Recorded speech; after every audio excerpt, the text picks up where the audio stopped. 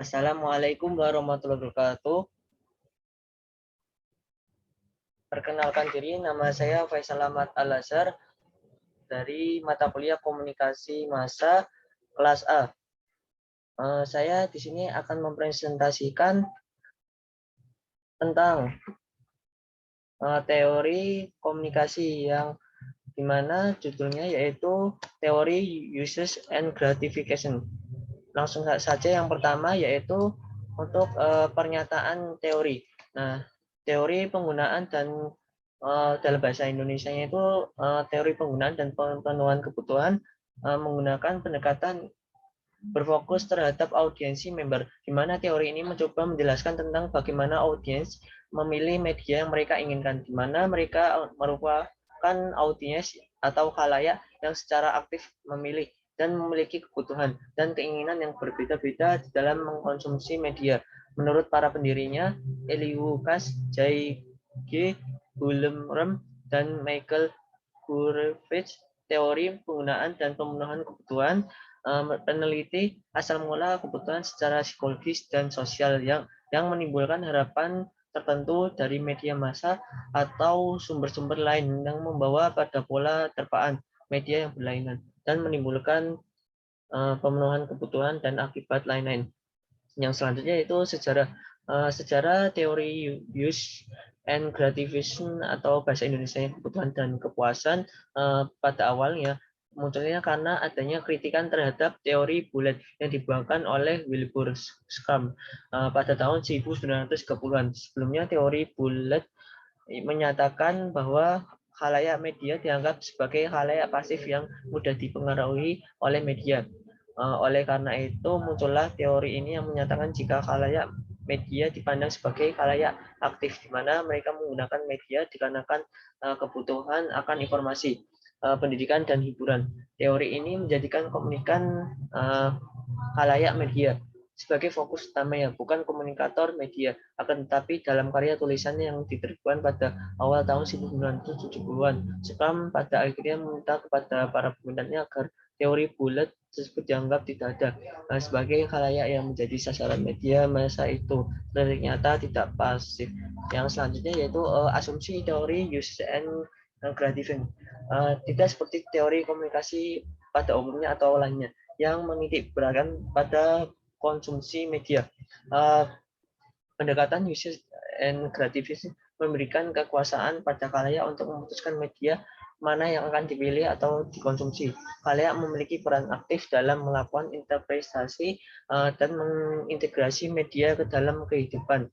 Pada uses and gratification, khalayak bertanggung jawab terhadap pemilihan media untuk memenuhi kebutuhannya.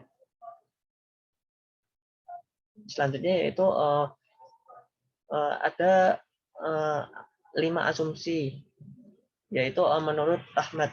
Yang pertama yaitu khalayak dianggap aktif dan penggunaan media massa diasumsikan memiliki tujuan. Dalam proses komunikasi massa, inisiatif lebih banyak berkaitan dengan pemuasan kebutuhan dan pemilihan media terletak pada anggota khalayak. Yang ketiga, media massa berkompetisi dengan sumber-sumber lainnya untuk memuaskan kebutuhannya. Yang keempat, tujuan penggunaan media massa disimulkan dari data yang disediakan oleh anggota khalayak. Yang kelima, penilaian tentang arti kultural dari media massa harus ditangguhkan sebelum diteliti lebih dahulu oleh orientasi khalayak. Yang selanjutnya itu contoh teori uses and gratification, yaitu yang contohnya yaitu kebutuhan milenial akan media sosial ini dapat dilihat dari segi teori komunikasi uses and gratification.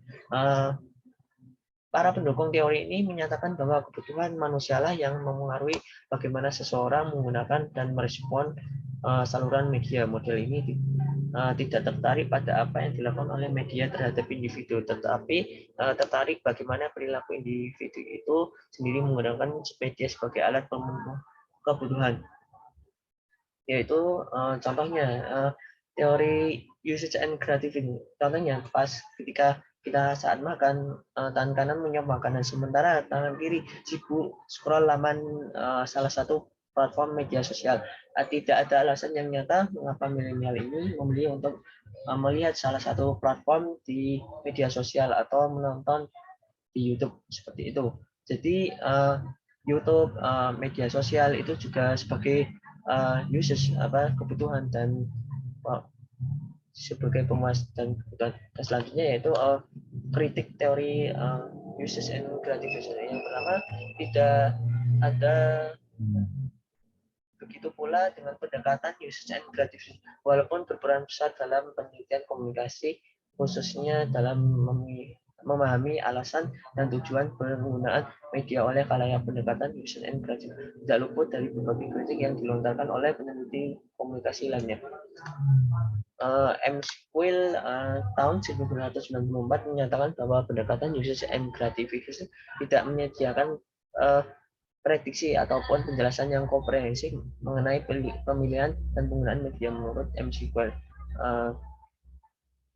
Pendekatan uses and gratification hanya berhasil dalam meneliti adanya motivasi dalam penggunaan berbagai tipe media yang khusus. Yang selanjutnya yaitu pendapat saya sendiri yaitu teori uses and gratification yaitu menekankan audiensi yang bersifat aktif menentukan media mana yang harus dipilih untuk memuaskan kebutuhan. Teori uses and gratification lebih menekankan pada pendekatan manusia yang melihat media massa. Jadi teori uses itu kebutuhan ya seperti melihat Instagram, menonton YouTube sebagai kebutuhan sehari-hari atau menjadi bermanfaat. Ada juga yang ada yang bermanfaat, ada yang tidak bermanfaat. Mungkin kita bisa lah memilih yang positif atau yang menghindari yang negatif. Mungkin itu aja yang bisa saya sampaikan. Jika ada salah saya mohon maaf. Wassalamualaikum warahmatullahi wabarakatuh.